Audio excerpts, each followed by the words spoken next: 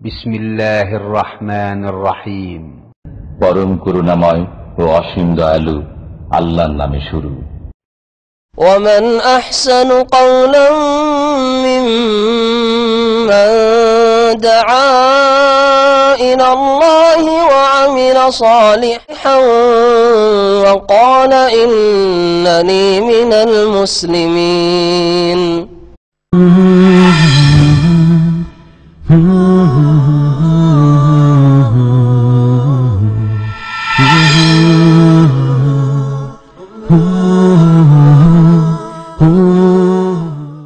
আসসালামু আলাইকুম ওয়া রাহমাতুল্লাহি ওয়া বারাকাতুহু। বিসমিল্লাহির রহমানির রহিম। আলহামদুলিল্লাহি রাব্বিল আলামিন ওয়াস সালাতু ওয়াস সালামু আলা সাইয়্যিদিল মুরসালিন নবিয়িনা মুহাম্মদ ওয়া আলা আলিহি ওয়া সাহবিহি আজমাইন। আম্মা বাদ। ফাকাদ ক্বালা আল মুআল্লিফু হাফিজাহুল্লাহু তাআলা আল বাবুস সাদিস আল বিদউ ওয়া ইয়াতাযাম্মানু আল ফুসুল আত তালিয়া। আল ফাসলুল আউয়াল তারিফুল বিদআতি আনওয়াইহা ওয়া আহকামিহা। আল ফাসলুস সানি ظهور البدع في حياة المسلمين والأسباب التي أدت إليها. الفصل الثالث موقف الأمة الإسلامية من المبتدعة ومنهج أهل السنة والجماعة في الرد عليهم. الفصل الرابع في الكلام على نماذج من البدع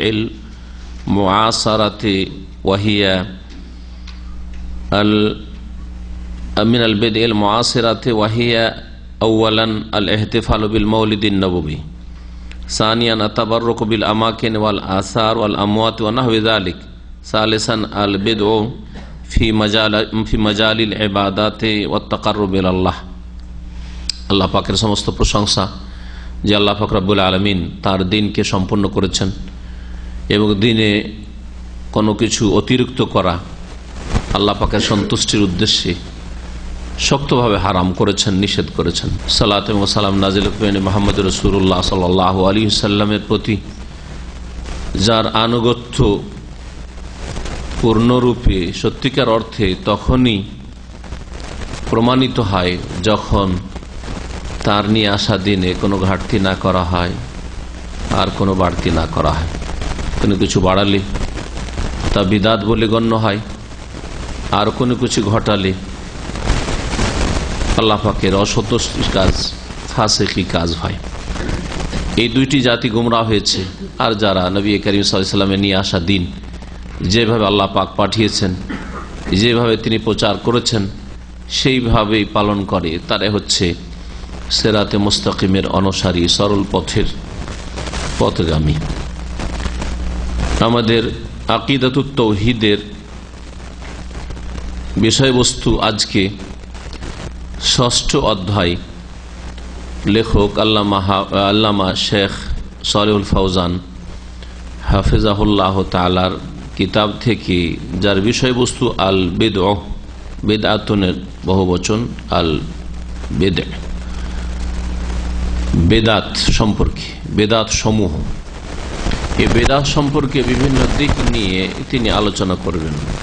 আর তিনি বলছেন ওয়ায়াতাদাম্মানু আল ফুসুল আত তালিয়া। আর এই বিষয়টি, এই বিদাতের বিষয়টি কয়েকটি পরিচ্ছদকে শামিল রয়েছে, এতে কয়েকটি দিক রয়েছে, বা এটা একটা পর্ব বলতে পারেন, যে পর্বে কয়েকটি চ্যাপ্টার রয়েছে, কয়েকটি অধ্যায় রয়েছে। আল ফাসলুল আউয়াল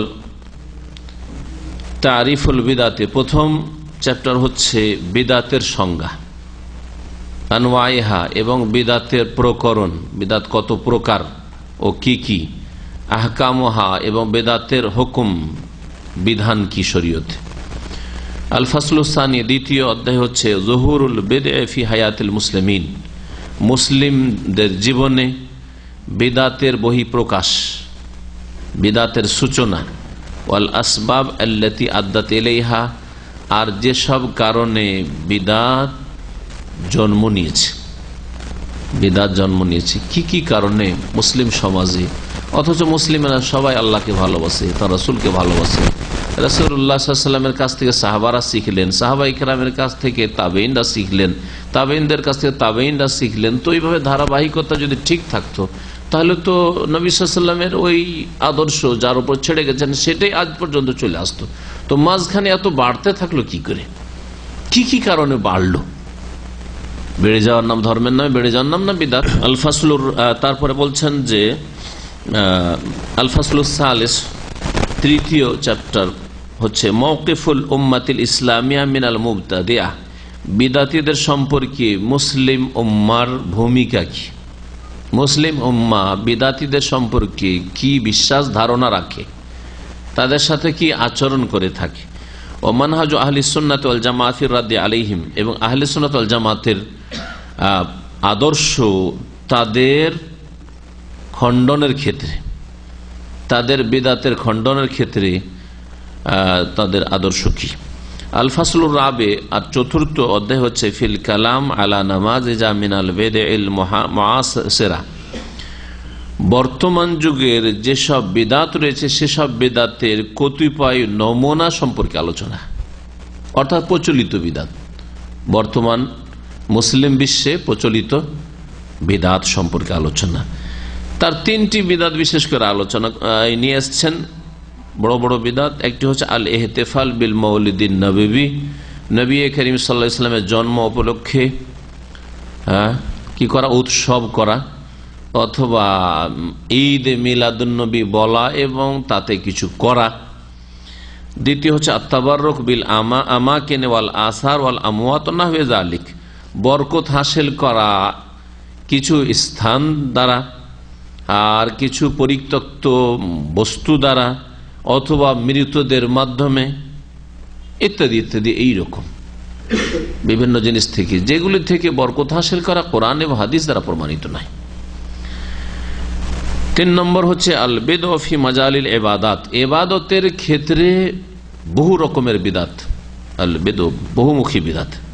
ওয়া তাকাররুব ইলাল্লাহ, এবং আল্লাহ পাকের সান্নিধ্য লাভের আশা রাখা ইবাদতে বিদাত করে, নামাজ পড়ে আল্লাহর নৈকট্য লাভ হবে, যায় নামাজের দোয়া পড়ে আল্লাহর নৈকট্য লাভ হবে, হ্যাঁ, ইক্তাদাত বিহাজাল ইমাম বলে সওয়াব হবে, সম্মিলিত মোনাজাত করে সওয়াব হবে, আল্লাহর নৈকট্য লাভ হবে।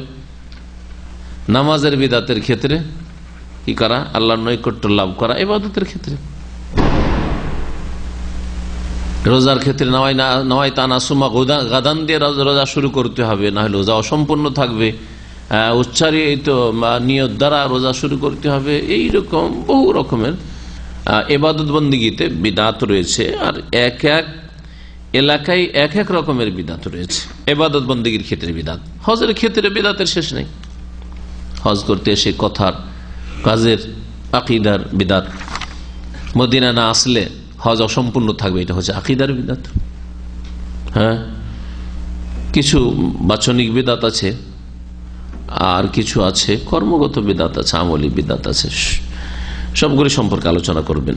আজকে প্রথম চ্যাপ্টারটি নিয়ে আলোচনা করবেন, তাতে 3টি বিষয় রয়েছে। তারিফুল বিদআ আল ফাসল আউয়াল, প্রথম অধ্যায় হচ্ছে বিদাত সম্পর্কে, বিদাতের সংজ্ঞা আর বিদাতের প্রকরণ, কত প্রকার ও কি কি, আর এরকম কোন প্রকার আছে না নেই, প্রকার আছে তো কোন ধরনের প্রকার আছে, ওয়া আহকামুহা, এবং বিদাতের বিধিবিধান কি, বিদাতগুলি কখনো কি বড় শিরকে পৌঁছিতে পারে, হ্যাঁ, না কি সব সময় তার নিচে থাকবে, ইত্যাদি সব বিষয়গুলি। প্রথমত আলোচনা শুরু করছেন তারিফুহা, মানে তারিফুল বিদআ, বিদাতের সংজ্ঞা। বিদাত সম্পর্কে আলোচনা করতে গিয়ে কোরআনে কারীমের সূরা মায়েদার আয়াত নম্বর 3, বড় লম্বা আয়াত রয়েছে, তার একটি অংশ উল্লেখযোগ্য, বিশেষ করে উল্লেখ করা উচিত। এরকম বিদআত সম্পর্কে মেলা আয়াত পেশ করা যেতে পারে, তবে এই আয়াতে আল্লাহ পাক বলেছেন যে আমি দিনকে কি করেছি, কমপ্লিট করে দিয়েছি। আল-ইয়াওমা আকমালতু লাকুম দীনাকুম ওয়া আতমামতু আলাইকুম নি'মাতি ওয়া রাদিতু লাকুমুল ইসলাম দীনা, আজকে তোমাদের জন্য দিনকে আমি কি করেছি, আকমালতু, কামিল করে দিয়েছি, পূর্ণাঙ্গ করে দিয়েছি। আতমামতু লাকুম দীনাকুম, তোমাদের দিনকে, অর্থাৎ তোমাদের জন্য যে দিনকে আমি মনোনীত করেছি। ও আতমামতু আলাইকুম নি'মাতি, এবং আমার নিয়ামতকে, অনুগ্রহকে পূর্ণতা দান করেছি তোমাদের জন্য বা তোমাদের প্রতি। ওয়া রাদিতু লাকুমুল ইসলাম দীন, আর ইসলামকে তোমাদের দিন স্বরূপ আমি পছন্দ করেছি বা মনোনীত করেছি। ইসলামই আল্লাহ পাকের মনোনীত দিন, আর কোন দিন আল্লাহর কাছে স্বীকৃত নয়। সমস্ত আম্বিয়া রসুলগণের দিন ইসলাম ছিল। ইয ক্বালা লাহু রাব্বুহু আসলিম, কাকে বলেছিলেন? আল্লাহ পাক রব্বুল আলামিন ইব্রাহিম আলাইহিস সালামকে। কালা কি বলেছিলেন? কালা আসলামতু লিরাব্বিল আলামিন, বিশ্বজাহানের রবের সামনে আমি ইসলাম গ্রহণ করলাম বা আত্মসমর্পণ করলাম, মুসলিম হইলাম। বিলকিস যখন সুলাইমান আলাইহিস সালামের কাছে এসে তার আনুগত্য স্বীকার করেছিলেন, তখন কি বলেছিলেন? ওয়া আসলামতু মা সুলাইমান লিল্লাহি রাব্বিল আলামিন, আমি সুলাইমান আলাইহিস সালামের সাথে রব্বুল আলামিনের সামনে আমি ইসলাম এর ঘোষণা করলাম। ওয়া আসলামতু। তো সমস্ত মানব জাতির ইতিহাসে আদম আলাইহিস সালাম থেকে শুরু করে যারা 70 দিন মেনেছে তাদের দিন ছিল ইসলাম। ইসলাম ছাড়া অন্য কোনো ভিন্ন দিনই ছিল না। ইহুদি নামটি আল্লাহর দেওয়া নয়, ইহুদি ধর্ম। খ্রিস্টান ধর্ম, নাসরানিয়া বা মসিহিয়া, এই যে নামগুলি আরবিতে বলা হচ্ছে, ক্রিশ্চিয়ানিটি, এই নামগুলি আল্লাহ প্রদত্ত নয়, ওগুলি তাদের বানানো নাম। আর এগুলি বিকৃত ধর্মের নাম। অবিকৃত আল্লাহ পাকের যে নাজিলকৃত দিন মুসা আলাইহিস সালামের প্রতি, সেটা ইহুদি ধর্ম নয়, সেটা ইসলাম। আল্লাহ পাকের নাজিলকৃত দিন ঈসা আলাইহিস সালামের উপর, সেটা হচ্ছে দিন ইসলাম। তখনকার দিন ইসলাম ছিল। আর তারপরে তাতে ঘাটতি বাড়তি করে পূর্ণতা দান করা হয়েছে শেষ নবী মুহাম্মদ রাসূলুল্লাহ সাল্লাল্লাহু আলাইহি সাল্লামের মাধ্যমে। যেমন বাংলাদেশে ৭১ আগে যে আইনগুলি ছিল সবগুলিকে বাতিল করা হয়েছে না, তাতে কি করা হয়েছে? সংযোজন করা হয়েছে। হাজফ এবং এজাফা, কিছু অফ করা হয়েছে, হজফ করা হয়েছে, আর কিছু অ্যাড করা হয়েছে, তাই না? এইভাবে নতুন সংবিধান তৈরি হয়েছে। ওই রকমই ৭১ আগে যে আইনগুলি ছিল পাকিস্তানি আইন, ইস্ট পাকিস্তানের আইন, সেই পাকিস্তানি আইনে এমন না যে তার আগে ইংরেজদের আইনের সবগুলিকে ক্যান্সেল করেছে, তারা ওই মানুষের তৈরি করা বেশ কিছু আইন তাদের রেখেছে। যখন যে আইনটা থেকে তখন সেই দেশের ওইটাই আইন। তাহলে ৪৭-এর আগে যে আইনটা ছিল বাংলার জমিনে, সেইটাও বাংলার জমিনের আইন ছিল, সংবিধান ছিল। আর ৪৭ থেকে ৭১ সেটাও বাংলার জমিনের পূর্ব পাকিস্তানে বা পূর্ব বাংলার ছিল, আইন ছিল। আর ৭১-এর পরে এখন যেটা আছে সেটাও পূর্ব বাংলার আইন, ঠিক না? আইন ওই দেশেরই আইন, কিন্তু পরিবর্তন ঘটেছে। এখন আগের আইনগুলি মানা চলবে, আগের সংবিধান মানা চলবে, চরম অপরাধী, মৃত্যুদণ্ড, শাস্তি। ওই রকমই ঈসা আলাইহিস সালাম নিয়ে আসা দিন মানা চলবে না, মুসা আলাইহিস সালাম নিয়ে আসা দিন মানা চলবে না। তখনকার জন্য সেটা ঠিক ছিল। মুহাম্মদ রাসূলুল্লাহ সাল্লাল্লাহু আলাইহি ওয়াসাল্লাম সারা বিশ্বের সমস্ত মানুষের জন্য রাসূল হয়ে আসার পরে সমস্ত মানুষের জন্য যে দিন ইসলাম কোরআনুল কারীমে রয়েছে, যে দিন ইসলাম রাসূলুল্লাহ সাল্লাল্লাহু আলাইহি ওয়াসাল্লামের হাদিসে রয়েছে, সেই দিন ইসলাম সকলের জন্যই ফরজ। ওয়াল্লাহি, আল্লাহর কসম করে বলছি, নবী সাল্লাল্লাহু আলাইহি ওয়াসাল্লাম বলছেন, লাউ কানা মূসা হাইয়ান, মূসা আলাইহিস সালাম যদি আজকে জীবিত থাকতেন, মা ওয়াসিয়াহু ইল্লা আইয়াত্তাবিআনি, তাহলে তারও আমার অনুসরণ করা ছাড়া, আমাকে ফলো করা ছাড়া কোনো অবকাশ ছিল না। মা ওয়াসিয়াহু মানে তার কোনো উপায় ছিল না, কোনো নাজাত ছিল না। যদি নবী মুহাম্মদ সাল্লাল্লাহু আলাইহি ওয়াসাল্লামের যুগ পেয়ে যায় জীবদ্দশায়, এই জন্য খেজের নবী সাল্লাল্লাহু আলাইহি সাল্লামের নবুয়তের আগেই কখন মারা গেছে, তার যুগে মারা গেছে, অথবা তার পরের যুগে মারা গেছে, দীর্ঘায়ু পেয়ে মারা গেছে। এখন যদি কেউ বলে খিজের বেঁচে আছে, এটা ইসলাম বিরোধী কথা। কারণ যদি বেঁচে থাকে তো তার নবী সাল্লাল্লাহু আলাইহি ওয়াসাল্লামের সামনে এসে কালেমার শাহাদাত দেওয়া ফরজ হয়ে আছে। না হলে মা ওয়াসিয়াহু, যেমন মুসা আলাইহিস সালামের জন্য কোনো নাজাত ছিল না, তেমনি খেজেরের জন্য কোনো নাজাত নেই, যদিও তিনি নবী হন, যদিও তিনি ওলি হন। মুহাম্মদ রাসূলুল্লাহ সাল্লাল্লাহু আলাইহি ওয়াসাল্লামের সামনে এসে ইসলাম কবুল করতে হবে। যেমন জিনেরা এসে ইসলাম কবুল করেছে, আবু বকর উমর ইসলাম কবুল করেছেন, যে কোনো মানুষ ইসলাম কবুল করেছেন যারা জান্নাতের রাস্তা ধরেছেন।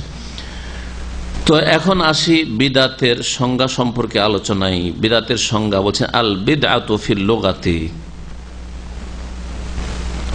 বিদাতের আবিধানিক অর্থ, লোগা মানে বিদাতের শাব্দিক অর্থ, শাব্দিক অর্থ বা আবিধানিক অর্থ কি? মাখুযাতুন মিনাল বাদঈ, কথাটি বাদাল আইন থেকে নেওয়া হয়েছে। আখাযা ইয়াখুযু মানে নেওয়া, মাখুযাতুন ইসম মাফউল ওয়াহিদ মুন্নাস সেটা মানে নেওয়া হয়েছে, উদ্ভূত, এর উৎপত্তি বাদউন থেকে। বাদউন মানে কি হয়? ওয়াহুয়াল ইখতিরাউ আলা গায়রি মিসালিন সাবিকিন, পূর্বের কোন দৃষ্টান্ত ছাড়া কোনো কিছু আবিষ্কার করা বা তৈরি করা। এর পূর্বে আপনার সামনে কোন নকশা ছিল না, কোন একটা দৃষ্টান্ত ছিল না যে আমি ওইটাকে ফলো করে এরকম কিছু একটা তৈরি করব। প্রথম তৈরি করছেন আপনি, এটার নাম হচ্ছে বাদা আয়াবদাও। এই জন্য এবদা, আবদা বা বেফাল থেকে এবদা বলা হয় কি ইখতিরাকে, আবিষ্কারকে। যা আজকাল আবিষ্কার হয়ে গেছে ওর একটা নতুন মডেল হচ্ছে। হ্যাঁ, এটা কোনো কৃতিত্ব না। আমাদের এক ওস্তাদ বলছেন, প্রথম আপনারা বেশি বুঝেন সায়েন্স, যখন প্রথম রেডিও তৈরি হয় তো রেডিওটা কত বড় ছিল? আমাদের যারা বেশি শিক্ষিত মানুষ জেনারেল তারা বলে, উত্তর দেন, কিছু জানা আছে সম্পর্কে? অনেক বড়। হ্যাঁ, কিন্তু আজকাল মোবাইলে দুনিয়ার কাজ আছে, একটা রেডিও ফ্যাসিলিটি, অনেক মোবাইল আছে। প্রথম যে আবিষ্কার করেছে একে কি বলা হয়? বাদা বলা হয়, এবদা। এবদা যা হয়নি এখন পর্যন্ত, নতুন কিছু যদি এখন নিয়ে এসে দেয় তাহলে ওটা এবদা বলা হচ্ছে। মুবদে আবিষ্কারক, মুখতারে বা মুবদে। ওয়ামিনহু কাউলুহু তাআলা, আর এই শব্দ থেকে মহান আল্লাহর বাণীতে বাদী শব্দটি ব্যবহার হয়েছে আল্লাহর গুণ হিসাবে। বাদিউস সামাওয়াতি ওয়াল আরদে মানে খালিকুস সামাওয়াতি ওয়াল আরদে মিন গায়রি মিসালিন সাবিকিন, আকাশসমূহ এবং জমিনকে সৃষ্টিকারী বিনা কোন পূর্ব দৃষ্টান্তে। কোন এই রকমের আকাশ, এটা বিশাল কিছু তৈরি হলো, কিন্তু ছোট খাটো কিছু ছিল এই ধরনের, এরকম কিছুই ছিল না, কিছুই ছিল না। সর্বপ্রথম কোনো কিছুর সৃষ্টির সূচনা করা, বাদিউস সামাওয়াত, সৃষ্টির সূচনা করা। আল্লাহ পাক যে বাদী, সৃষ্টির সূচনা তিনি করেছেন। এই অর্থে আল্লাহ সম্পর্কে বাদিউন সিফাতে মুশাব্বা বা মুবালাগার শেখা বলা যেত, রাহিমুন মুবালাগা যেত, বাদিউন মুবালাগার শেখা। সূরা বাকারার আয়াত নম্বর 117। আর তারপরে বলছেন যে বাদী মানে কি? আই মুখতারি ওয়াহা আলা গায়রি মিসালিন সাবিকিন, যা সৃষ্টিকর্তা আল্লাহ পাক, আসমান জমিনের সৃষ্টিকর্তা বিনা কোনো পূর্ব দৃষ্টান্তে। কাউলুহু তাআলা, আরো মহান আল্লাহর বাণী, কুল মা কুনতু বিদআম মিনার রাসূল, হে নবী তুমি জানিয়ে দাও লোকদেরকে, মক্কার মুশরিকদেরকে, যে আমি কোন নতুন নতুন রসুল নই, আজব রসুল নই। এখানে নতুন রসুল, তিনি নতুন রসুল এই অর্থে যে তিনি রসুল হয়েছেন, শেষ রসুল এসছেন, কিন্তু এর পূর্বে কোন নবী রসুলই আসেনি। নবী আর রসুল নামটা কেউ জানতো না, আর প্রথমে সে মোহাম্মদ বলে দিয়ে তোমাদেরকে একবার হতভম্বে ফেলে দিয়েছেন, হতভম্ব করে দিয়েছেন, এরকম নয়। এর আগে বহু নবী রসুল এসেছেন। মা কুনতু বিদআম মিনার রাসূল, আমি রিসালাতের যে সিরিজ, এতে কোনো নতুন কথা নিয়ে আসিনি যে আমি প্রথম রসুল দাবি করলাম। আই মা কুনতু আউয়ালু মান জাআ বির রিসালাতি মিনাল্লাহি ইলাল ইবাদ, আমি এমন কোন ব্যক্তি নই যেই ব্যক্তি বান্দার উদ্দেশ্যে আল্লাহর তরফ থেকে প্রথম রিসালাত নিয়ে এসেছে, এমন নয়। বাল তাকাদ্দামানি কাসীর মিনার রাসূল, বরং আমার পূর্বে অনেক রাসূলগণ এসেছেন, তারাও আল্লাহর মেসেজ নিয়ে এসেছিলেন, পেগাম নিয়ে এসেছিলেন। ওয়ায়ুকালু, আরবি ভাষায় আরো বলা, এই আয়াতটি রয়েছে সূরা আহকাফ, সূরা আহকাফ আয়াত নম্বর 9। আর আরবি ভাষায় বলা হয় ইবতাদা ফুলানুন বিদআতান, কেউ যদি একটা নতুন কাজ করে তাহলে বলা হয় অমুক ব্যক্তি, ফুলান মানে অমুক, অমুক ব্যক্তি একটি নতুন কাজ করেছে। ইবতাদা ফুলানুন বিদআতান, অমুক ব্যক্তি একটি নতুন কাজ করেছে। এই ইবতাদা তারিকাতান লাম ইয়াসবিক ইলাইহি, এমন একটা পন্থা চালু করেছে বা এমন একটি কোন বিষয় চালু করেছে, লাম ইয়াসবিক ইলাইহা, যার পূর্বে কেউ করেন, তার আগে আর কেউ করেন নাই, সর্বপ্রথম সেই কাজটি করেছে। এটাকে বলা হয় কি? ইবতাদা বলা হয়, ইবতাদা। আপনি নতুন পদ্ধতিতে একটা দাওয়াতির কাজ শুরু করলেন, এর আগে কেউ করেনি, এটা এই অর্থে ইবতিদা। হ্যাঁ, কিন্তু দাওয়াতের মূল কাজ আছে, দাওয়াতের মূল কাজ দিনে ইসলামে আছে, কিন্তু আপনি নতুন পদ্ধতিতে নতুন কিছু সাজ সরঞ্জাম ব্যবহার করে, ধরেন প্রজেক্টর ব্যবহার করে, এতদিন পর্যন্ত আমরা প্রজেক্টর ব্যবহার করিনি, আমাদের ধরেন বাংলায়, তাই না? এখানে আকীদাতুত তাওহীদে প্রজেক্টর ব্যবহার করেননি, আগামী সপ্তাহে প্রজেক্টর ব্যবহার করলেন না, নতুন পদ্ধতিতে আজকে থেকে ক্লাস চালু হয়েছে, বলছেন না? বলছেন না? তো এটা হচ্ছে ইবতিদা, কিন্তু ধর্মীয় বিদআত না, এটা শাব্দিক অর্থে এইটা নতুন পদ্ধতি। ওয়াল ইবতিদা আলা কিসমাইন, আর বিদআত বা নতুন কিছু করা, ইবতিদা যেটা আরবি ভাষায় নতুন কিছু করা হচ্ছে দুই প্রকার, ইবতিদাউন ফিল আদাতে আর ইবতিদাউন ফিদ দ্বীনে। একটি হচ্ছে পার্থিব কাজে, আদাত মানে যেগুলি রীতিনীতি অভ্যাসগত কাজ, মানে দুনিয়ার কাজ, পার্থিব কাজ। যদি আদাত না বলে শাইখ বলতেন তাহলে মিল হইতো বেশি, ইবতিদাউন ফিদ দ্বীন, ইবতিদাউন ফিদ দুনিয়া, তাহলে বেশি মিল হইতো। ইবতিদাউন ফিল আদাত অর্থাৎ পার্থিব কাজে কোন নতুন কিছু করা, কা ইবতিদাইল মুখতারাতিল হাদিসা, যেমন নতুন নতুন আবিষ্কৃত বস্তুগুলি, হ্যাঁ, নতুন নতুন আবিষ্কৃত বস্তু আবিষ্কার করা হয়েছে। মোবাইল ছিল না, আমাদের চোখের সামনে মোবাইল আসলো। হ্যাঁ, তার আগে আপনার রাস্তায় বুথ, ওই কার্ড সিস্টেম বুথ ছিল না, তারপর আসলো, চলে গেছে, নাসিয়া মানসিয়া, অনেকে ভুলেই গেছেন, স্মরণ করাইতে হবে যে এরকম ছিল, কার্ড ঢুকিয়ে টেলিফোন হইতো রাস্তায় দাঁড়িয়ে দাঁড়িয়ে। হ্যাঁ, তার আগে কয়েন ঢুকিয়ে হইতো।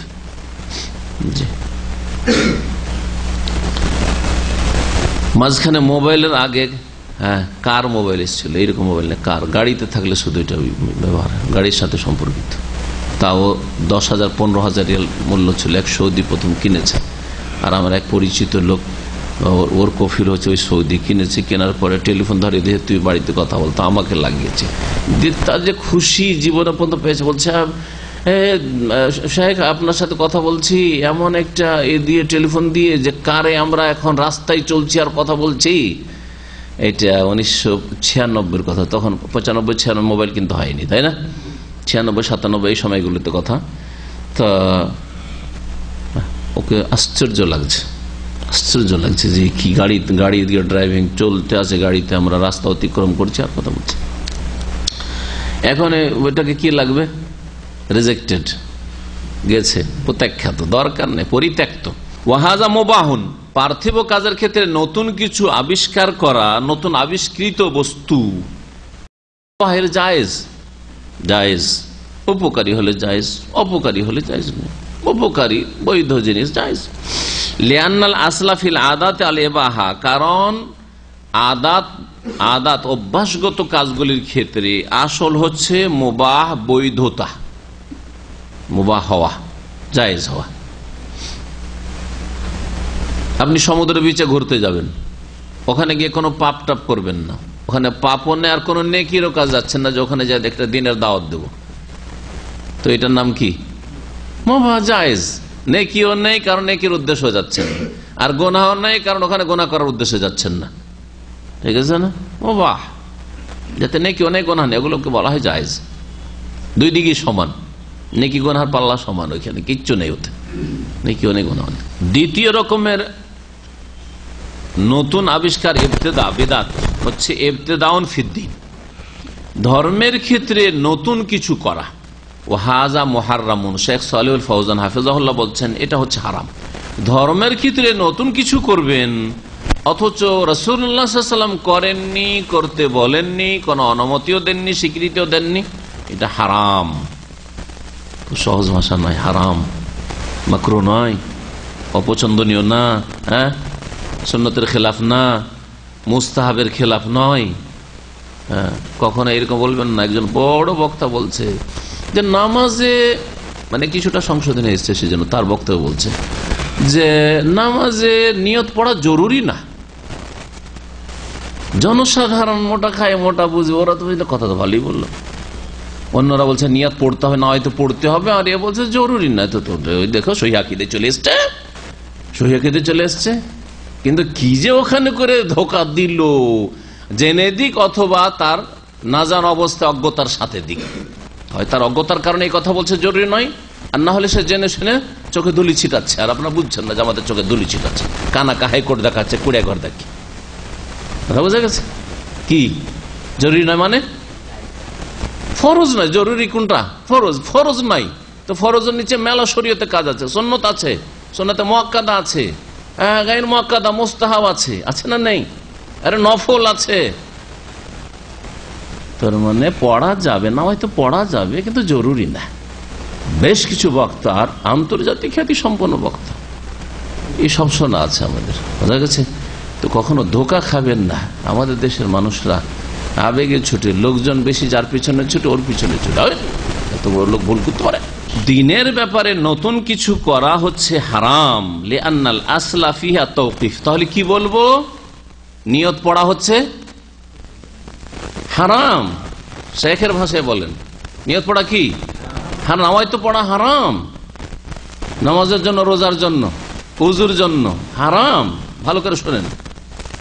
যেমন আপনার জন্য সিগারেট পান করা হারাম, মদ খাওয়া হারাম, মিথ্যা কথা বলা হারাম, ধোকা দেওয়া হারাম, চুরি করা হারাম, ওই রকমই বিদাত করা হারাম। চুরি করলেও চোর বুঝছে যে কাজটা ভালো করছেন না, কিন্তু নামাজ তো পড়নেওয়ালা বলছে সবের কাজ করছে, এই জন্য আরো মারাত্মক হারাম। মানে এর সংশোধনের আশা খুব কম, যতক্ষণ বুঝতে না পারবে যে রাস্তা ভুল আছে, আমার আল্লাহর দিকে রাস্তা নেই, রসুলের দিকে রাস্তা নেই, উল্টো দিকে রাস্তা যাচ্ছে, যতক্ষণ এটা না বুঝতে হবে ততক্ষণ কখনো নয় থেকে ফিরবে না। আর চোর নিজে সবসময় বুঝতে পারছে, রাত্রে চুরি করে আর দিনে আসা ঘুমায়। চুরি করে যখন বাড়ি পৌঁছে তখন নিজেকে তিরস্কার করে চোর, যে এত নিকৃষ্ট কাজ ভাগ্যে জুটেছিল। কিন্তু নয়তো পড়নেওয়ালা কি এটা মনে করে যে এত খারাপ কাজ করি নয়তো পড়ি? কখনো না।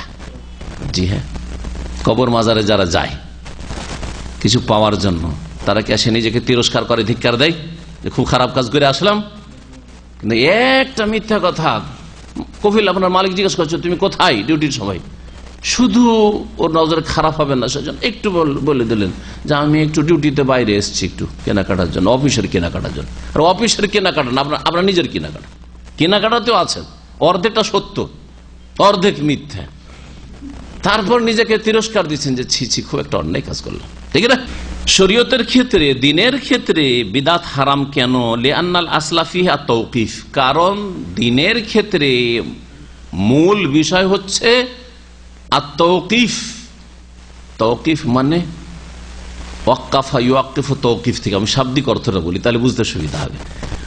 হ্যাঁ, ওয়াকাফা মানে নিজে থেমে যাওয়া, আর ওয়াক্কাফা মানে থামিয়ে দেওয়া, বোঝা গেছে? তো তাওকিফ মানে আপনাকে থামিয়ে রাখা হয়েছে। কোথায়? যেখানে রাসূলুল্লাহ থেমেছেন, যেখানে রাসূলুল্লাহ থেমেছেন ওখানে থামতে হবে। রাসূলুল্লাহ এখানে থেমে গেছেন, আপনি আরো আগে আপনার গাড়ি নিয়ে বেড়ে চলে গেছেন, চলবে? লা তুকাদ্দিমু বাইনা ইয়াদাইল্লাহি ওয়া রাসূলিহি, সূরা হুজরাতের প্রথম আয়াত। আল্লাহ এবং রাসূলের আগে বাড়িও না। লা তারফু আসওয়াতাকুম ফাওকা সাউতিন নবী, নবীর আওয়াজের উপর নিজের আওয়াজ উঁচা করিও না। শুধু কণ্ঠ উঁচা করার কথা বোঝানো হয়েছে। হ্যাঁ, নবী সাল্লাল্লাহু আলাইহি ওয়াসাল্লাম আল্লাহু আকবার দিয়ে আওয়াজ উঁচা করলেন, আপনি নাওয়াইতু দিয়ে আওয়াজ উঁচা করছেন, এটা ওতে পড়বে না? শুধু এই মোটাটা বুঝলেন কিন্তু সূক্ষ্মটা বুঝলেন না।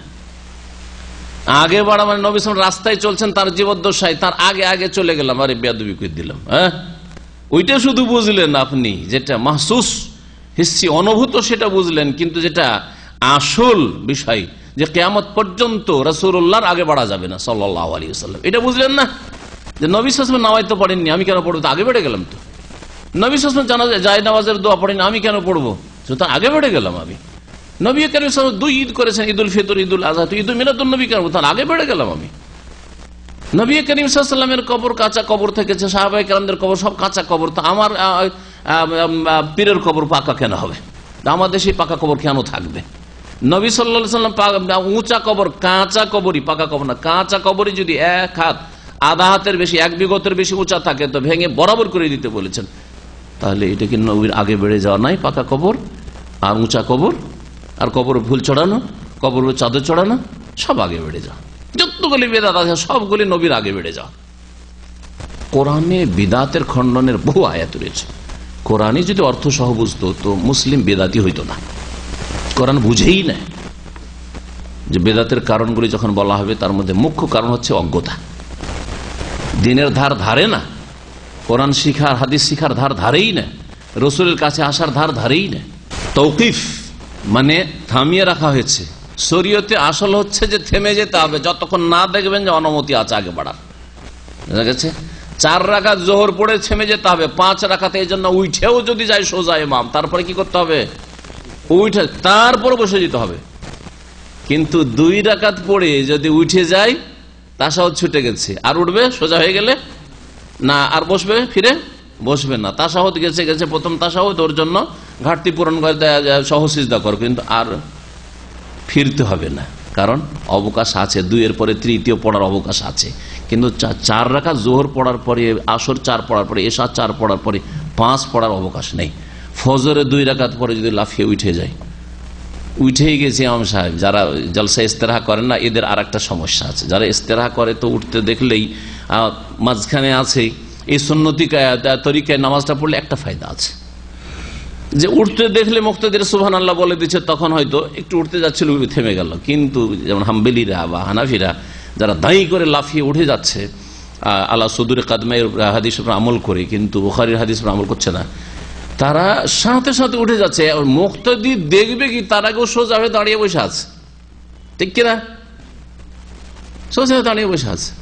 যখন দাঁড়িয়ে গেছে, ফজরে যদি 3য় রাকাতে দাঁড়িয়ে যায়, সে দাঁড়িয়ে এমন কোন পাপ তো করেনি, ফজরে সারা জীবন তো 2 পড়ছি, আজ যখন সোজা দাঁড়িয়েই গেছি তো আমি 3 পড়েই নি, মগরের মতো চলবে, 4 পড়েনি চলবে? হারাম। কেন হারাম? তৌকিফ, থামতে হবে। নবী 2 রাকাতে থেমেছেন, 2 রাকাতের ফরজের বেশি জিন্দগিতে পড়েনি, সুতরাং তোমার জন্য 3, 4 কখনো পড়া যাবে না ফজর নামাজ। মাগরিবের 3-এর জায়গায় 4 বা 5 বেজড়ি না করতে হবে। বেতরি ধরেন, হ্যাঁ বেতরি ধরেন, আপনি নিয়ত করেছেন 3-এর, যদিও ধরেন কেউ ইখতিলাফ করতে পারে, কিন্তু যেটা নিয়ত করেছেন আপনি যে এই রাকাতে পড়বো, ওতেই থামেন আপনি। শরীয়তে আসল হচ্ছে কি তৌকিফ। এই জন্য একটি কথা আমরা অনেক সময় বলি, আজকে তৌকিফের ব্যাখ্যাটা করলাম কি, যে এবাদতের আসল হচ্ছে তৌকিফি, এবাদত হচ্ছে তৌকিফি, আর মামালাত লেনদেন ব্যবসা বাণিজ্য আদান প্রদান এর আসল হচ্ছে ইবাহাত মুবাহ জায়েজ। নতুন নতুন ব্যবসা আজকাল দুনিয়াতে হচ্ছে, আসল হচ্ছে কি শরীয়তের যে ব্যবসার কায়দাগুলি রয়েছে, নীতিমালাগুলি রয়েছে, সেগুলির আওতাতে যদি বৈধতা থাকে তাহলে আসল হচ্ছে যে নতুন রকমের ব্যবসা হইলেও আজ পর্যন্ত এই রকমের ব্যবসা বাণিজ্যের কথা শুনিনি, এই রকমের আদান প্রদানের কথা শুনিনি, হ্যাঁ জায়েজ, ঠিক না? জায়েজ। কিন্তু ইবাদত বন্দেগীর ক্ষেত্রে আসল হচ্ছে থামতে হবে না, আসল হচ্ছে যে না জায়েজ। এই জন্য আসল হচ্ছে তাওকিফ আল মানা, আগে বাড়া যাবে না, বাধা। যতক্ষণ পর্যন্ত পারমিশন না পাবেন শারে আলাইহিস সালাতু সালামের পক্ষ থেকে, রাসূলুল্লাহ সাল্লাল্লাহু আলাইহি ওয়াসাল্লামের পক্ষ থেকে যে আগে বাড়ার অনুমতি আছে। এই জন্য নবী করিম সাল্লাল্লাহু আলাইহি ওয়াসাল্লাম বলছেন, মান আহাদাসা ফি আমরিনা হাযা, কেউ যদি আমাদের এই বিষয়ে, কোন বিষয়ে?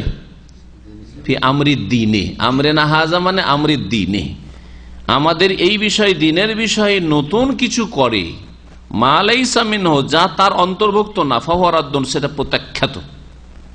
ফিরে আয়া, প্রথমটি তো এটি বুখারীতে রয়েছে আর মুসলিমও রয়েছে, আর দ্বিতীয়টি হচ্ছে সহিহ মুসলিমে রয়েছে। আরেকটি রাওয়ায়াতে রয়েছে মায়েশা রাদিয়াল্লাহু আনহা বর্ণিত, মান আমেল আমালান, কেউ যদি এমন কোন আমল করে, আপনি বিদআতটা করেননি, আপনার মুরব্বীরা কেউ করেছে না, হয়তো অন্য মুরব্বীরা শুরু করেছে, মিলাদুন নবী অন্য মুরব্বীরা শুরু করেছে, কিন্তু আপনি আমলটা করলেন, শুরু করেননি, প্রথম সূচনা আপনার না, তারপরে সব প্রত্যাখ্যাত, তারপর হারাম। মান আমেল আমালান, কেউ যদি এমন কোন আমল করে, লাইসা আলাইহি আমরুনা, যার ওপর আমার আদর্শ নয়, আমার আদর্শ ওই রকম নয়, ফাহুয়া রাদ্দুন, সেটা প্রত্যাখ্যাত। আনওয়াউল বিদাহ, তাহলে প্রথম বিষয়টি হলো বিদাতের সংজ্ঞা হয়ে গেল, হ্যাঁ শাব্দিক অর্থ আর পারিভাষিক অর্থ, এগুলো হয়ে গেল। এই ক্ষেত্রে দুটো ভাগও হলো, দুনিয়ার পার্থিব বিদাত আর ধর্মীয় বেদাত। পার্থিব বেদাত মানে পার্থিব নতুন কাজ, অসুবিধা নেই, আসল হচ্ছে জায়েজ। আর দিনের যদি নতুন কাজ হয় তাহলে টোটালি কি হারাম। আনওয়াউল বিদআত, বিদাতের প্রকরণ। বিদাত কত প্রকার ও কি কি? আল বিদআতু ফিদ্দীন নাওআনি, শেখ বলছেন বিদাত ধর্মের ক্ষেত্রে দুই ভাগে বিভক্ত, কিন্তু বিদাতীরা যে ভাগ করে তার কোনো অবকাশ নেই, অন্যরকম দুটো ভাগ রয়েছে তার। প্রথম হচ্ছে প্রথম প্রকারের বিদাত হচ্ছে বিদআতুন কওলিয়াতুন ইতিকাদিয়াহ, এমন বিদাত যা বাচনিক এবং বিশ্বাসগত। ধরুন একটার মধ্যে দুটো ঢোকানো হয়েছে, মনে করি যে শেখ একটার মধ্যে দুটো ঢুকিয়েছেন, এটা দুটোকে দুই রকম করা যেতে পারে। কিছু বিদাত আছে যেগুলো শুধু বাচনিক, হ্যাঁ, আর কিছু আছে আকীদাগত, বিশ্বাসগত। যদি হয়তো এখানে বলা যেতে পারে যে যেগুলো বাচনিক বিদাত করে সেটাকে ওই বিশ্বাস নিয়েই করে যেটা করতে হবে, এই দিক থেকে বলা যেতে পারে। কিন্তু আকীদাগত, বিশ্বাস আছে, মুখে বলছেন না কিন্তু বিশ্বাস আছে। জীবনেও কোনোদিন ইয়া গৌসুল আজম মাদাদ বলেন না, তাহলে বাচনিক নেই আপনার বিদাত বা শিরক। বুঝা গেছে? জীবনেও কোনোদিন বলেন না যে নবীর ছায়া ছিল না, কথা বলেন না, কিন্তু অন্তরে বিশ্বাস আছে যে নবীর ছায়া ছিল না। এটা আকীদাগত বিদাত কিনা? দলিল দেন। আসল হচ্ছে যে আদম সন্তানের কি থাকে, শুধু আদম সন্তানের না, হ্যাঁ, যে কোনো জিনিস যার অস্তিত্ব আছে ছায়া আছে, তাই না? ছায়া আছে। তাহলে কেউ যদি আপনাকে বলে যে আপনি বলেন তো যে নবীর ছায়া ছিল, দলিল দেন তো, এর খণ্ডনটা শিখেন। যারা আমরা তো আসলের উপরে আছি যে কোনো জিনিসের ছায়া হয়, হ্যাঁ, ছায়া হয়। আর তুমি বলছো ব্যতিক্রম, যে ব্যতিক্রম বলবে তাকে না দলিল দিতে হবে, তাকে দলিল দিতে হবে। কেউ যদি বলে যে বিশেষ বিশেষ মানুষ আছে মরে না, এটা ব্যতিক্রম কথা, তাহলে দলিল দিতে হবে। আসলে মানুষ মারা যায়, মানুষ মৃত, এটা কম মুসলিম বিশ্বাস করে। তো বাচনিক এবং বিশ্বাসগত বিদাত কামাকালাতিল জাহমিয়া, যেমন জাহমিদের বাচনিক বিদাত, কথা মাকালাত, কৌল, মাকালের বহুবচন। ওয়াল মুতাজিলা, এবং মুতাজিলাদের বিদাত, রাফেজা আর শিয়া রাফেজি যারা, তাদের বিদাত, এদের বিদাতগুলি বাচনিক এবং বিশ্বাসগত ইতিকাদি বিদাত। শুধু বিদাতি না, এদের মধ্যে বড় বড় শিরক আছে। জাহমিয়াদের সম্পর্কে এই ফিরকাটি যেহেতু নিশ্চিহ্ন হয়ে গেছে যুগের আবর্তন বিবর্তনে, কিন্তু তাদের আকীদা একেবারে বড় বড় কুফরি ছিল। জাহমিয়াদের কাছে আল্লাহ পাক রব্বুল আলামিন কোন সিফাত নেই, তারা পুরো সিফাতকে অস্বীকার করে। আশআরী মাতুরিদের মতো তাবিল করে না। এরা তো বলে আল্লাহর হাত মানে কুদরতি হাত, ওরা বলছে না না, হাত নাই, পা নেই, চোখ নেই, আল্লাহ কথাও বলেন না, হ্যাঁ, ইত্যাদি সব অস্বীকার করেছে তারা। শুধু আল্লাহ পাকের সত্তাগত গুণ এগুলির ক্ষেত্রে নয়, হ্যাঁ, যেগুলি গুণ রহমান, রাহিম, খালেক, সব অস্বীকার আল্লাহ পাকের গুণ। তো এগুলি হচ্ছে তাদের বাচনিক এবং ইতিকাদি বিদাত। আর বহু বিদাত আছে এগুলি কুফরিতে পৌঁছবে, সেটাও বললে। বিদাত আবার দুই রকম, মুকাফফিরা আর গায়র মুকাফফিরা। কিছু বিদাত আছে কুফরিতে পৌঁছায়, কিন্তু বিদাতে কুফরিতে পৌঁছায় না, ফাসিক বানায়, কমপক্ষে ফাসিক বানায়। মুতাজিলাদের বিদাত রয়েছে। কোরআন মখলুক, কোরআন মখলুক, সৃষ্টি, কোরআন সৃষ্টি নয়, কোরআন আল্লাহ পাকের বাণী। আর আল্লাহ পাকের যার বাণী তার গুণ হয়, হ্যাঁ, আপনার কথাগুলি আপনার গুণ। রব্বুল আলামিনের কথা হচ্ছে আল্লাহ পাকের সিফাত, গুণ।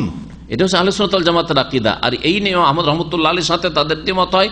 আর বড় বড় শাসকগুলিকে এই মুতাজিলা মোল্লারা স্বীকার করে নিতে পারে, যার ফলে চরম জুলুম অত্যাচার সেই যুগে হয়েছিল উলামায়ে আহলে সুন্নাহর উপর, চরম জুলুম অত্যাচার হয়েছিল, সুবহানাল্লাহ, যেগুলি এখন বলার সময় নেই।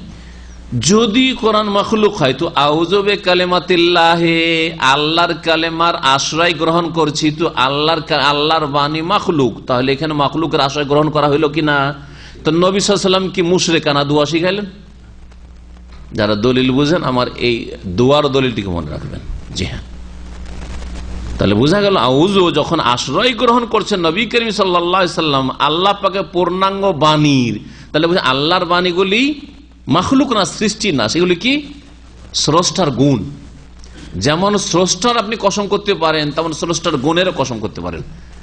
আল্লাহর হাতের কসম করতে পারেন, আল্লাহর রহমতের কসম, আল্লাহর ইজ্জতের কসম, হ্যাঁ, আল্লাহ পাকের কুদরতের কসম, এগুলো গুণ। রহিমের কসম, কাবার কসম, কাবা আল্লাহর গুণ, কাবা তো ইট, হ্যাঁ, বাইতুল্লাহ আল্লাহর গুণ, হ্যাঁ, কাবার রবের কসম। হ্যাঁ, এই আকীদায় যদি থাকে তাহলে তো এখন তো ঈমান নবায়ন করা লাগবে। রাফেদীদের বেদাত, এদের বিদাত, বহু বিদাত এদের মধ্যে রয়েছে। তার মধ্যে এদের বিদাত প্রথম সাহাবায়ে কেরামদেরকে গালমন্দ করা, বরং কাফের বলা, তারপরে আলে বাইতকে অসাধারণ মনে করে তাদের মধ্যে আল্লাহর গুণ সাব্যস্ত করা, বিশ্বাস রাখা যে আলীর মধ্যে উলুহিয়াত রয়েছে, তারপরে ইত্যাদি ইত্যাদি বহু তাদের শিরকিয়া কুফরিয়া আকীদা রয়েছে। জি, ওয়াসাইরুল ফিরাকিদ দালার, এইরকমই যত গুমরাহ ফিরকাগুলি রয়েছে এবং তাদের এতেকাদ, এগুলি হচ্ছে বাচনিক এবং এতেকাদি বিশ্বাসগত বিদাত। দ্বিতীয় রকম বিদাত হচ্ছে বিদাতুন ফিল ইবাদাত, ইবাদতের বিদাত। আকীদায় হতে ইবাদত বেদাত নাই, কিন্তু ইবাদতে বিদাত আছে। আকীদায় বিদাত নাই, কিন্তু ইবাদত, আকীদা আপনার ঠিক আছে আল্লাহ সম্পর্কে, পরকাল সম্পর্কে, রাসূল সম্পর্কে। ইবাদত বিদাত বহু রকমের হইতে পারে। তার মধ্যে একটু সংক্ষিপ্ত উদাহরণ দিয়ে বলছেন, তাআব্বুদ লিল্লাহি বিইবাদাতিন লাম ইউশরিহা, আল্লাহর এমন ইবাদত দ্বারা ইবাদত করা যা আল্লাহ পাক শরীয়তে প্রদান করেন নাই, শরীয়তে প্রদান করেন নাই। চোখ বন্ধ করে নীরবতা পালনের মাধ্যমে আল্লাহর নৈকট্য লাভ করা, এটা কি আজকাল যারা করছে?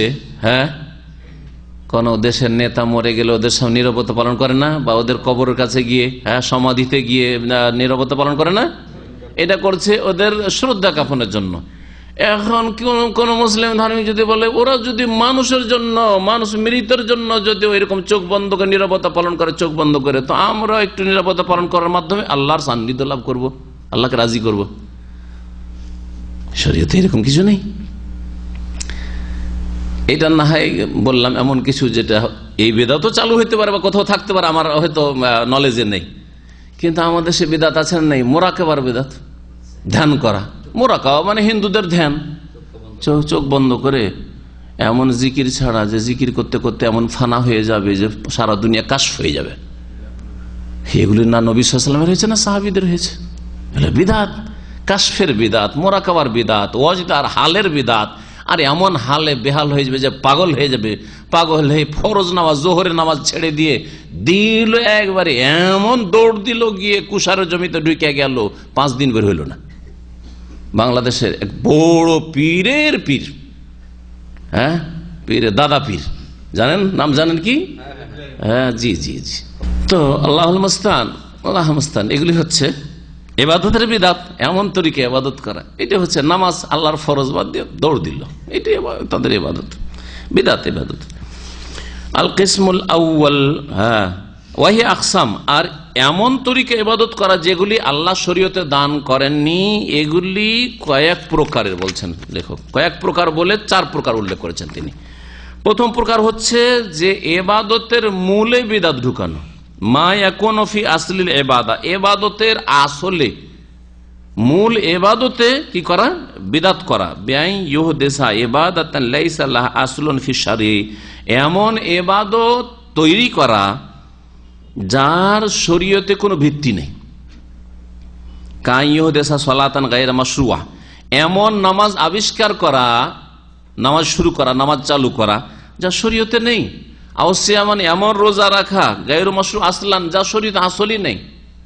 হ্যাঁ, আও আয়াদান, এমন ঈদ পালন করা গায়রু মাশরু, যা শরীয়তে নেই। কা আয়াদুল মাওয়ালিদ, যেমন জন্মবার্ষিকীর উৎসব করা, সে নবীর জন্মবার্ষিকী হোক অথবা নেতার জন্মবার্ষিকী হোক, পার্টির নেতার, রাজনৈতিক পার্টির নেতার, অথবা স্বামীর হোক অথবা স্ত্রীর হোক, ছেলে মেয়েদের বার্থডে হোক, হ্যাঁ, এগুলি সবগুলি ওর মধ্যে। হ্যাঁ, এর মূলটাই হচ্ছে বিদাত। কারণ ইসলামে কারো জন্ম মৃত্যু বার্ষিকীর কোনো অস্তিত্বই নেই, অস্তিত্ব নেই আসলে। যে কোনো মানুষ মারা গেলে আপনার আপনজন 3 দিন শোক করার পরে শেষ, শোককে আর জাগিয়ে উঠাবেন না। প্রতি বছর মৃত্যু বার্ষিকী পালন করা মানে শোককে জাগিয়ে তোলা। জন্মবার্ষিকী পালন করা না, এটাও নেই, এটাও ইসলামের নেই, কোনটাই নেই। নামাজের ক্ষেত্রে উদাহরণ দিতে পারেন সালাতুর রাগায়েব। সালাতুর রাগায়েব যে এই 27 রজব মেরাজের রাতে নামাজ, এই নামাজ চালু হয়েছে বাইতুল মুকাদ্দাসে যখন 5ম শতাব্দীতে যখন চালু হয়, তখন আল্লাহর নেক বান্দারা যারা দেখলো যে থামতে পারলাম না, আমাদের কথা শুনলো না, তো আল্লাহর ভয়ে ফিলিস্তিন ছেড়ে পালিয়ে গেছিল সব, যে আল্লাহর গজব চলে আসবে। জি, মাগরিবের এশা নামাজ আউয়াবিনের নামাজ, এই নামাজ কয় রাকাত পড়ে ওরা? 6 রাকাত। এই 6 রাকাত হাদিস আছে, হাদিস জয়ীফ, অত্যন্ত জয়ীফ। কিন্তু এই নামাজের নামটা আউয়াবিন দেওয়া, এটি একেবারে বিদআত। প্রথম কথা, নামাজ বিদআত এই জন্য যে নামাজ এই নামাজ নেই এরকম ভাবে। 2 নম্বর হচ্ছে যে এই নামাজের নাম মূলেই নেই, আসলে নামটাই নেই। সালাতুল আওয়াবিন সালাতুল দুহাকে বলা হয়েছে। রোজার ক্ষেত্রে রোজা, হ্যাঁ সিয়াম, রোজা যদি নফল হিসাবে রাখেন যে কোনো দিনে তো সমস্যা নেই, ঠিক আছে, কিন্তু এমন কোন নতুন যে এইরকম রোজাই নেই আসলে। যদি সারাদিনের রোজা হয়, সাহারি খাওয়ার সময় থেকে শুরু মাগরিব পর্যন্ত রোজার মূল আছে, এমন রোজা বলতে হয় যে রোজার মূল নেই, কথা বন্ধ করা রোজা, সারাদিন কথা বলবো না, দিনে ধর্মের মূল নেই, সারাদিন কথা বলবো না। তো এমন বেদাত যে এবাদতের মূলটাই ইসলামের নেই। আল কিসমুসানি, দ্বিতীয় রকমের বেদাত হচ্ছে মায়া কোন মিনা জিয়াদাতে ফিল ইবাদাতিল মাশরুআ, শরীয়ত সম্মত ইবাদত কিন্তু ওতে কিছু বাড়ানো, আর এরকম অনেক বেদাত রয়েছে। কামা লাউ যাদা রাকাতান খামিসা ফি সালাতি যুহর আবিল আসরে, যেমন যোহর আসরে 5ম রাকাত বাড়িয়ে দেওয়া, রাকাত বাড়িয়ে দেওয়া, ওই রকমই কাজকর্ম বাড়িয়ে দেওয়া, 3 বিদাত দিয়ে নামাজ শুরু করা। তো আমার আলোচনাতে আজকে থেকে 10-12 বছর আগে মানুষকে সতর্ক করেছি যে বাংলাদেশে ভারতের বিদাতিদের নামাজই শুরু হয় 3-4 বিদাত দিয়ে, ঠিক না? কি শুরু হয়? নামাইতো, যায় নামাজের দোয়া, নামাইতো, মুক্তাদি হইলে ইক্তাদাইতো, আর জানি ইমাম হইলে আনা ইমামুন লেমান হাজার আমার নামে হাজার। এসব বিদাত, এই তো বাচনিক বিদাত, কর্মগত কিছু বিদাত আছে, কর্মগত বিদাত নাই। আল্লাহ, কান ধরা, হ্যাঁ কান ধরা, হ্যাঁ আরে কান পর্যন্ত এইভাবে উঠানোই তো বিদাত। সালাফে সালেহরা চিনতেন যে সুন্নতের অনুসারী কিনা, কাঁধ পর্যন্ত অথবা কানের লতি পর্যন্ত এরকম দূরে যদি থাকে তাহলে সুন্নতের অনুসারী মনে করতেন। আর যারা কানে ঠেকাইতেন এইরকম করে, যেভাবে ঠেকাক না কেন, কান ধরে ঠেকাক আর যেভাবে করবো, একেবারে বিদাত, কোনো প্রমাণ নেই। এবাদতে শরীয়ত সম্মত এবাদত, কিন্তু তাতে কিছু বাড়ানো। সংক্ষেপ করে দিয়েছেন, আরো উদাহরণ দেন, এরকম বহু উদাহরণ আপনার দিতে পারবেন। আল কিসমুস, তৃতীয় রকমের বিদাত হচ্ছে মায়া কোন ফি সিফাতে আদাইল ইবাদাতিল মাশরুআ, শরীয়ত সম্মত ইবাদতের, আগেরটা কি ছিল? শরীয়ত সম্মত ইবাদতে কিছু বৃদ্ধি করা, তাই না? এটা শরীয়ত সম্মত ইবাদতের তরিকা পরিবর্তন করে দেওয়া। মায়া কোন ফি সিফাতে আদাইল ইবাদাতিল মাশরুআ, শরীয়ত সম্মত ইবাদত আদায় করার পদ্ধতিতে বিদআত সৃষ্টি করা, পদ্ধতিটা শরীয়ত সম্মত না। যেমন কিরকম করে বেআইয়ু আদিহা আলা সিফাতিন গায়রে মাশরুআ, এমন ভাবে আদায় করছেন সেই ইবাদতটি যেটা শরীয়ত সম্মত নয়, শরীয়ত সম্মত তরিকাই নয়। দুরূদ পড়া নবী সাল্লাল্লাহু আলাইহি ওয়াসাল্লামের উপর শরীয়তে আছে না নেই? সারা দিন যদি দুরূদ পড়তে থাকেন, মানা আছে কি? নেই। কিন্তু বিদআত ওর ধরনে বিদআত ঢুকানো, সিফাত, হ্যাঁ মানে তার তরিকাই বিদআত ঢুকানো হচ্ছে সম্মিলিত দুরূদ। চলেন একটু সম্মিলিত মহব্বতের সাথে একটু দুরূদ শরীফ পাঠ করেন, হ্যাঁ গানের সুরে ধরেন আল্লাহুম্মা, এই বিদআত, বুঝতে পারলেন? জিকির আল্লাহর আছে না নেই?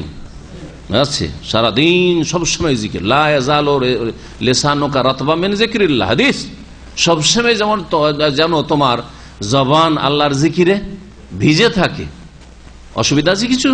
খুব ভালো। এটা এইরকম অভ্যাস যদি করে নেন তো ঘুমাইলেও মনে হচ্ছে জিকির চলছে, ঘুম ভাঙলেই এমন অভ্যাস হয়েছে আবার জিভা নড়া শুরু হয়ে যাবে। কিন্তু অভ্যাস করে দেখবেন তাহলে এরকম হয়ে যাবে, কিছুদিন অভ্যাস করলে আপনার এরকম অবস্থা হয়ে যাবে। শরীয়ত সম্মত, কিন্তু একা একা জিকির করে মজা লাগে না, একটু মহব্বতের সাথে একটু জিকির করি তো ভাই।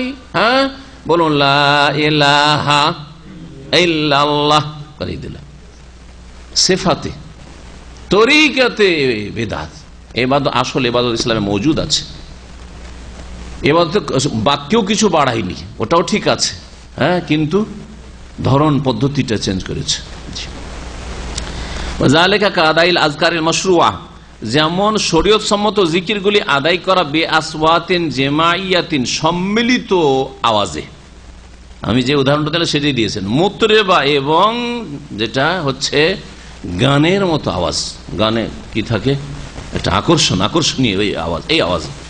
ওয়াকাত তাশদীদ আলা নাফসি ফিল ইবাদাত ইলা হাদ্দিন ইখরিজু আন সুন্নতি রাসূল সাল্লাল্লাহু আলাইহি ওয়াসাল্লাম। আর এই রকমই ইবাদতের ক্ষেত্রে নিজের জানের ওপর, হ্যাঁ, নিজের শরীরের ওপর এমন কঠোরতা অবলম্বন করা যেটা রাসূলুল্লাহ সাল্লাল্লাহু আলাইহি ওয়াসাল্লামের সুন্নত থেকে বা সুন্নতের সীমানা থেকে বেরিয়ে যায়।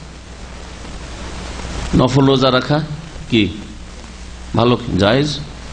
বলছে জায়েজ মানে নেকিও নেই গুনাহ নেই, না নেকিও নেই গুনাহ নেই, আর খামাখে রোজা রাখবো, না খেয়ে থাকবো, এরকম কোনো পাগল আছে? যদি আল্লাহ বলতেন নফল রোজা রাখলে নেকিও নেই গুনাহ নেই, কেউ নফল রোজা রাখতে হবে, ঠিক কিনা? নেকি আছে তো। নফল রোজা যে কোনো দিনে রাখা যেতে পারে যদি সেই দিনে নিষেধ না থাকে, তাহলে ঠিক আছে। কিন্তু রোজা এত বেশি কন্টিনিউ রাখা শুরু করলেন, গোটা মাস ধরে রোজা রাখছেন, তখন কি হবে? বিদাত। ওই সাহাবী বলেছে, আম্মা নাফা আসুমুন নাহারা ওয়ালা উফতিরু আবাদা, আমি সারা জীবন ধরে রোজা রাখবো, কখন আমি দিনে পানাহার করব না। তো নবী সাল্লাল্লাহু আলাইহি ওয়াসাল্লাম কি বলেন? ফামান রাগিবা আন সুন্নতি ফালাইসা মিন্নি, আমার আদর্শ থেকে ফিরে গেলে আমার উম্মতে থাকবে না। সারা জীবন রোজা রেখে উম্মত থেকে বেরিয়ে যাবে। কেন? এমন কঠোরতাও বলে জানকে কষ্ট দেওয়া যেটা রসুলের আদর্শ থেকে বেরিয়ে যায়, রাসূলুল্লাহ সাল্লাল্লাহু আলাইহি ওয়াসাল্লাম আদর্শের সুন্নতের সীমানা থেকে বেরিয়ে যায়। নবী করিম সাল্লাল্লাহু আলাইহি ওয়াসাল্লাম বলেছেন, তোমার শরীরের হক আছে, চাহিদা আছে, তোমার স্ত্রীর হক আছে। সারা জীবন রোজা রাখলে স্ত্রীর কি হক আদায় করবেন আপনি? হ্যাঁ, শরীর দুর্বল হয়ে পড়বে আপনার। শরীরে কি হক আদায় করবেন? শরীরকে সারা দিন জীবনও খেতে দেন না, 360 দিন চলে যাচ্ছে, জায়েজ নাই। এই জন্য নবী সাল্লাল্লাহু আলাইহি ওয়াসাল্লাম খুব বেশি যদি রোজা রাখতে হয় তাহলে দাউদ আলাইহিস সালাম রোজা রাখতে পারো। সেটা কি? একদিন রোজা রাখতেন তিনি, আর একদিন ছাড়তেন, এরকম করো। আর ওর চাইতে কম করতে পারছে নবী সাল্লাল্লাহু আলাইহি ওয়াসাল্লাম। জি, সোমবার আর বৃহস্পতিবার আইয়ামে বিদ। আল কিসমুর রাবে, চতুর্থ রকমের বিদাত, মা ইয়াকুনু বিতাখসিসি ওয়াক্তিল ইবাদা, ইবাদত আছে শরীয়তে, লিল ইবাদাতিল মাশরুআ, শরীয়ত সম্মত ইবাদত, কিন্তু তার জন্য সময় খাস করে নিলেন, এই সময়টাই করব। লাম ইউখাসসিসু শারহু, অথচ শরীয়তে খাস করা হয় নাই। কা তাখসিসে ইয়াউমিন নিসফি মিন শাবান, রোজা রাখা, নফল রোজা রাখা মাসের যে কোনো দিনে রাখা যেতে পারে না, কিন্তু 15 শাবানেই শুধু রোজা, ওর নাম হচ্ছে শবে বারাত। বেদাত, বেদাত। ভালো করে শুনে, ওই কথায় শাইখ উদাহরণ দিচ্ছেন। জি, বলছেন যেমন শাবান মাসের 15 তারিখকে খাস করে নেওয়া রোজার জন্য, ওয়ালাইলাতিহি, এবং রাতকে খাস করে নেওয়া তাহাজ্জুদের জন্য। তাহাজ্জুদ সারা জীবন পড়ে, প্রতি রাতে পড়েন, অসুবিধা আছে না? ভালো কাজ, ভালো কাজ। নবী সাল্লাল্লাহু আলাইহি ওয়াসাল্লামের সুন্নাত যে স্থায়ীভাবে নবী সাল্লাল্লাহু আলাইহি ওয়াসাল্লাম তাহাজ্জুদ পড়তেন। কিন্তু যদি মানে সারা জীবন সারা বছর তো তাহাজ্জুদ পড়তে পারলাম না, তো শাবান মাসের এই 15 তারিখ শবে বরাতের রাতে কি করি? নফল পড়ি, তাহাজ্জুদ পড়ি। সারা বছর তো কিছু করতে পারলাম না, রাত্রে আল্লাহর কাছে দোয়া করতে পারলাম না, কোরআন তেলাওয়াত করতে পারলাম না, কোরআনটা খতম করতে পারলাম না, তো এই শবে বরাতে এক খতম দিই, জায়েজ? ওয়াক্ত খাস করলেন। কোরআন আপনি সারাদিন পড়তে থাকেন, কাজ কাম নাই, সারাদিন কোরআন তেলাওয়াত করেন, কিন্তু আপনি যদি সময় খাস করে নেন তো বিদাত হবে।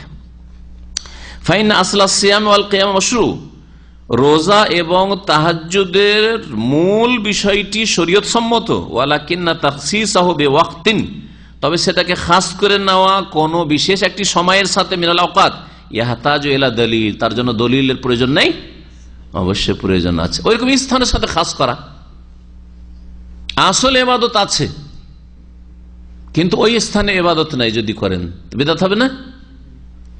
হ্যাঁ, বিদআত হবে। হুকমুল বিদআতি ফিদ্দীন বিজামি আনওয়াহা। এখন হুকুম 3 নম্বর বিষয়, ধর্মীয় ক্ষেত্রে বিদাতের হুকুম, যত রকমের বিদাত হোক না কেন, যত বিদাত মানে যে কোনো বিদাত, কিন্তু ধর্মের নামে, ওই দুনিয়াবি বিদাত বাদ দিয়ে পার্থিব দুনিয়ার কাজে নতুন কিছু করা, নতুন ব্যবসা বাণিজ্য, চলাফেরা, আচার আচরণ দুনিয়ার ক্ষেত্রে, এসব বাদ দিয়ে দিনের ক্ষেত্রে যত বিদাত হইতে পারে সবগুলির হুকুম হুকমুল বিদআতি ফিদ্দীন, ধর্মের ক্ষেত্রে বিদাতের হুকুম বেজামিয়া আনওয়াহা, তার সমস্ত প্রকরণগুলির। শেখ বলছেন কুল্লু বিদআতিন ফিদ্দীনে ফাহিয়া মুহাররামাতুন ওয়া দালালাহ, ধর্মের ক্ষেত্রে যত বিদাত রয়েছে সবগুলি হারাম এবং ভ্রষ্টতা, গুমরাহি। গুমরাহি মানে কি, কে বলতে পারেন গুমরাহি মানে কি? কোন পথ হারিয়ে ফেলা? দেখছেন, পথ হারিয়ে ফেলা বুঝছেন, কিন্তু এই হচ্ছে জান্নাতের পথ হারিয়ে ফেলা। তো এটা 4টি কথা নয়, অনেক মনে করে পথ হারিয়ে ফেলেছে, দিশেহারা না, জান্নাতের পথ হারা, জান্নাতের রাস্তা নেই বেদাতি, উল্টো পথে।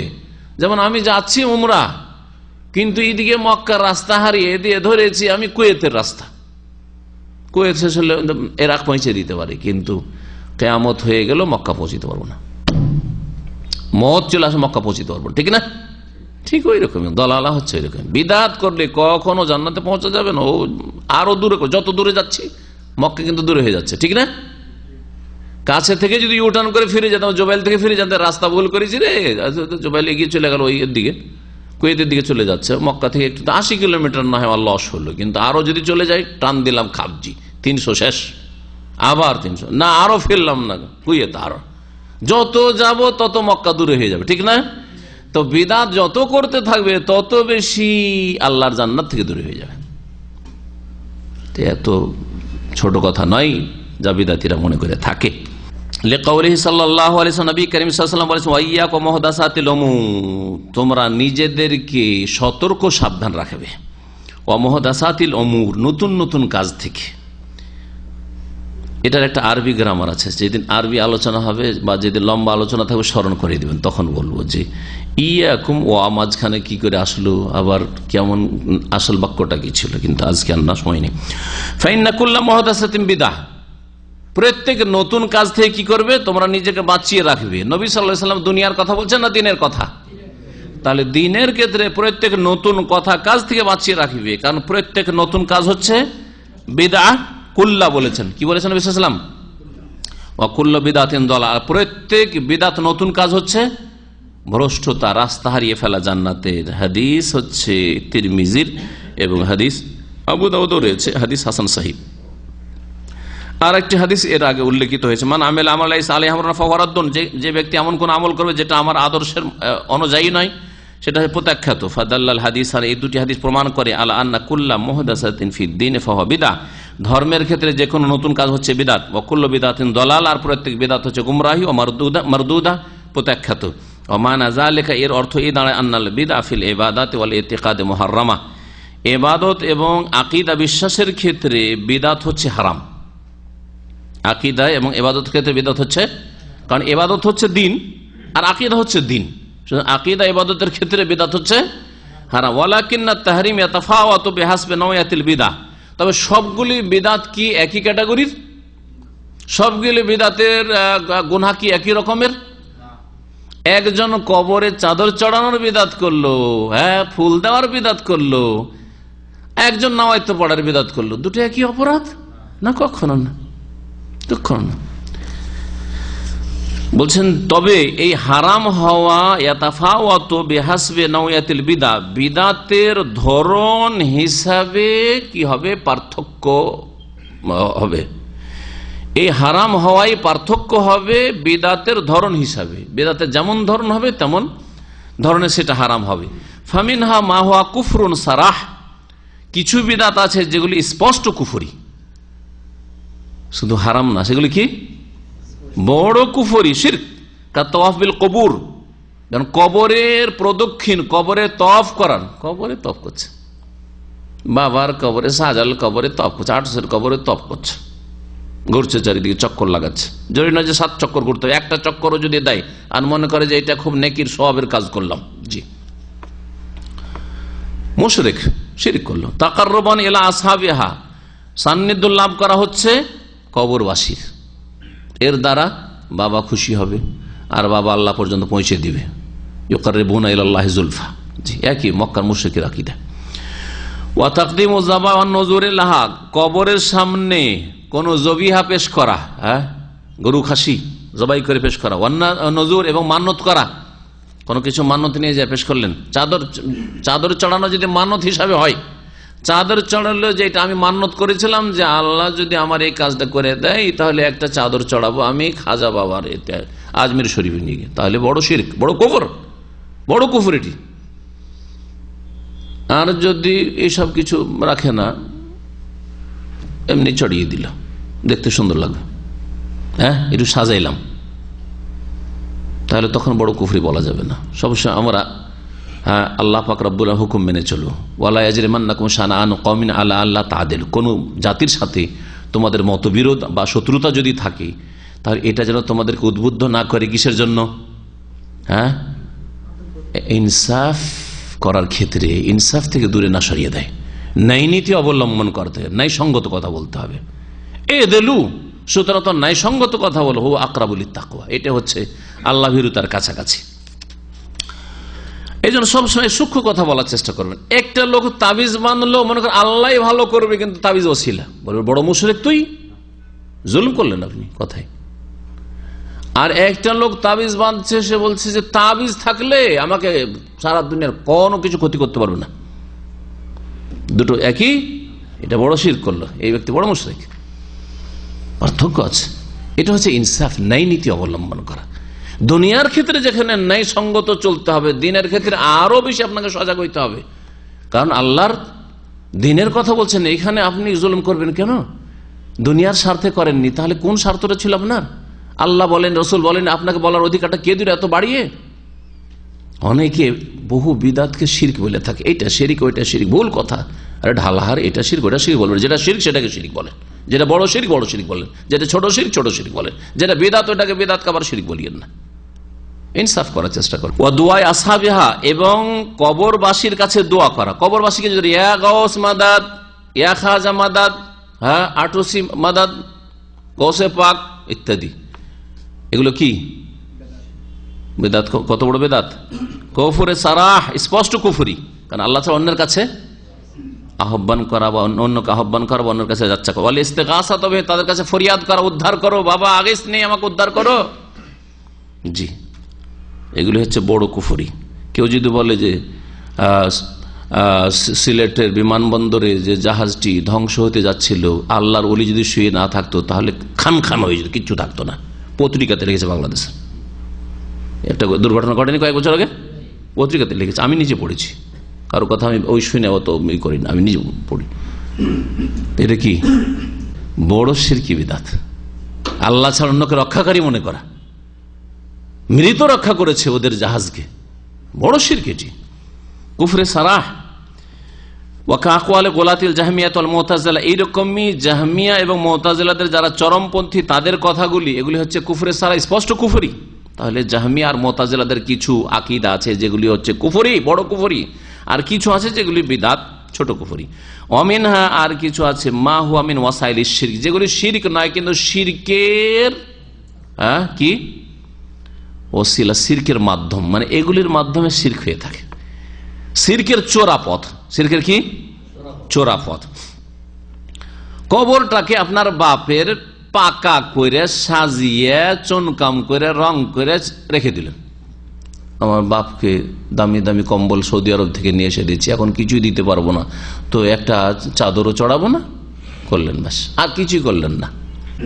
বড় শিরক না করলেও শিরকের ওসিলার কাজ করে দিলেন আপনি, শিরকের জন্য প্রস্তুত করে রেখে দিলেন।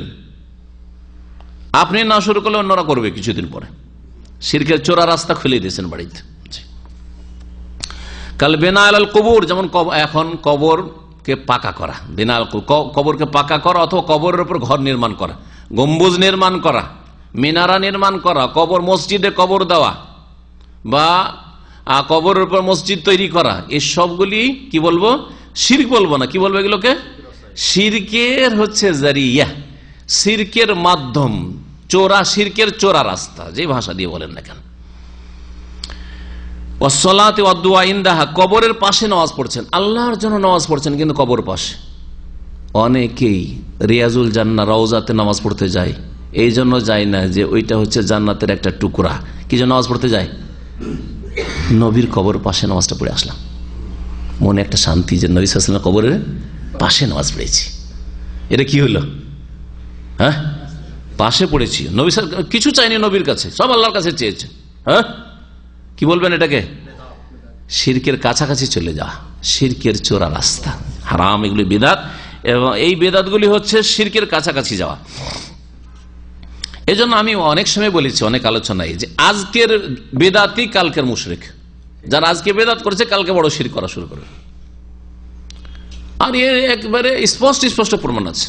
আমার পাশের গ্রামে ছিল কিছু দেওবন্দি তবলিগি ছিল, তারপরে এক মৌলভী সাহেব ওদের যে ইমামতি করতো 10 বছর ধরে আহলে হাদিস হয়ে গেল। যখন আহলে হাদিস হয়ে গেল, ও 50টা ঘর নিয়ে আহলে হাদিস হয়ে গেল। দেশে ওই গ্রামে আরো 100 ঘর রয়েছে, 100 ঘর থেকে গেল, 50 ঘর তো আহলে হাদিস গেল, 100 ঘর নিয়ে দেওবন্দি আর কোথায় থাকলো। হঠাৎ করে ও যাওয়ার পরে ওখানে এসে মসজিদে ইমামতিতে ঢুকলো একটা বেরলবি কবুরি রেজবি, আর ঢোকার পরে পুরো গ্রামের 100টা ঘরকে মিলাদ, কিয়াম, নবী হাজির নাজির, নবী আলিমুল গায়ব, নবী নূরের তৈরি, সবকিছু একবারে বেরলবি বানিয়ে দিল, চোখের সামনে দেখা, 1 বছরের মধ্যে। কারণ নামাজের তরিকাটা তো একই, নামাজ তো এরাও পড়ে ওরাও পড়ে, তাই না? নামাজে নাভির নিচে ওরা হাত বাঁধে, এরা হাত বাঁধে, রফা দেন ওরা করেন, ওরাও করেন না, মোনাজাত এরাও করে, ওরাও করে, তো ধরতে পারেন না, জনসাধারণ ধরতে পারে না যে এর ভিতরে এত বড় বড় শিরকি আকীদা বেরলবিদের মধ্যে আছে, কুফরি আকীদা। আর হাজের নাজের বললো মানে ইমান হারিয়ে গেল, নবীকে আলেমুল গায়ব বলে দিল মানে ইমান হারিয়ে গেল, আল্লাহর গুণ নবীকে দিয়ে দিল, তো বুঝে না, বুঝছে আমাদের হানাফি তো আছে, ওরাও তো নবী নিচে হাত বাঁধছে। হ্যাঁ, ও তো রফা দিন আমিন তো টানে না, এই তো ওয়াহাবিরা তো আহলে হাদিস তো আমিন টানছে, তো আমিন টানে না, আমাদেরই লোক, বুঝা গেছে?